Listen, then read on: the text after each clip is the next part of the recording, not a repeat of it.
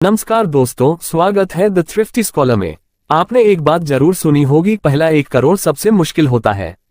Charlie Munger और रामदेव अग्रवाल दोनों ने यही बात कही है। और सच मानिए, ये लाइन किसी किताब की थ्योरी नहीं बल्कि जिंदगी का रियल एक्सपीरियंस है। चार्ली मंगर वो शख्स जिन्हें दुनिया वॉरेन बफे के पार्टनर के रूप में जानती है, लेकिन बहुत कम लोग जानते हैं कि उन्होंने अपना पहला करोड़ कैसे बनाया, जबकि वो किसी अमीर घराने से नहीं थे। जरा सोचिए, अमेरिका के एक छोटे से टाउन ओमाहा में एक लड़का पैदा होता है, जहां लोग मानते हैं कि जीतना है तो खुद के दम पर। यहीं से शुरुआत होती है चार्ली की कहानी। उनके दादा जज मंगर बेहद गरीब परिवार में पैदा हुए। रात को कसाई की दुकान से सस्ता मीट खरीदते क्योंकि ताज़ा मीट अफोर्ड नहीं कर सकते थे, लेकिन मेहनत से वो जज बने और यही मेहनत वाला डीएनए चार्ली में भी था। किशोर उम्र में चार्ली ने वॉरेन बफे के दादा की किराने की दुकान बफेट और सोन में काम किया।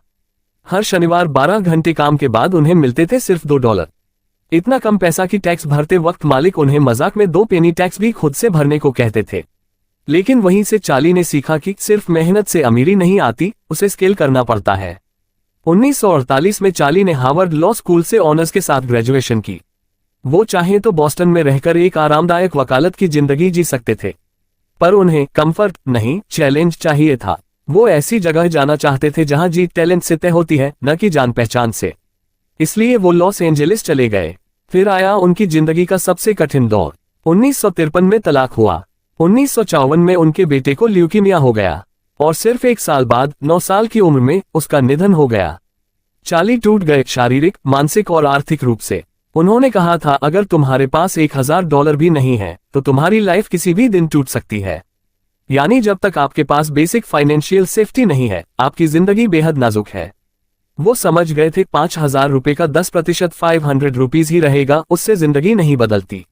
लेकिन जब आपके पास $1 करोड़ है, उसका 10% $10 लाख बन जाता है, और वहीं से असली फ्रीडम शुरू होती है। इसलिए उनका रूल था, कम कमाओ लेकिन ज्यादा बचाओ। अपने पैसे को अपने लिए काम करने दो।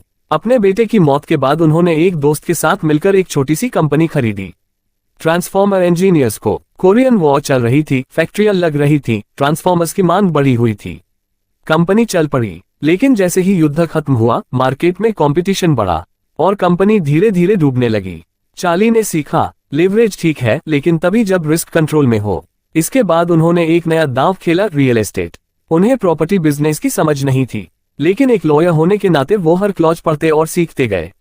पहली डील चली, दूसरी में भी फायदा हुआ, तीसरी डील आई एक डुप्लेक्स प्रॉपर्टी पर, जिसका लीज 49 साल का था, जबकि बैंक 50 साल की लीज पर ही लोन देते थे। सारे बैंक मना कर चुके थे, पर चार्ली ने हार नहीं मानी। आखिर एक लोकल बैंक, स्टेट म्यूचुअल, ने भरोसा किया और वही प्रॉपर्टी चार्ली ने कुछ महीनों बाद प्रॉफिट में बेच दी। कुछ ही सालों में उन्होंने करीब $1.40 मिलियन कमाए, आज के हिसाब से लगभग $12 करोड़। चार्ली ने उस दिन कहा, अब मैं फ्री हूं, अब मेरे डॉलर मेरे लिए काम करेंगे। उनका मतलब था, अब उन्हें पैसे के लिए काम नहीं करना पड़ेगा, क्योंकि उनका पैसा खुद पैसे बना रहा था। उन्होंने कहा था, मैं बिलियनियर बनना नहीं चाहता था, बस आजाद होना चाहता था।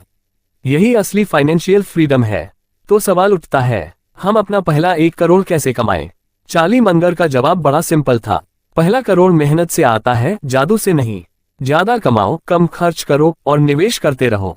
कोई शॉर्टकट नहीं है। अगर 10 साल लगते हैं पहला करोड़ बनाने में, तो अगला करोड़ 6 साल में बनेगा, फिर 3.5 साल में तीसरा करोड़, फिर 2.5 साल, 2 साल, 1.5 साल, और कुछ सालों बाद हर 4 महीने में 1 करोड़ बन जाएगा, क्योंकि तब तक आपका पैसा आपके लिए काम करना सीख चुका होगा।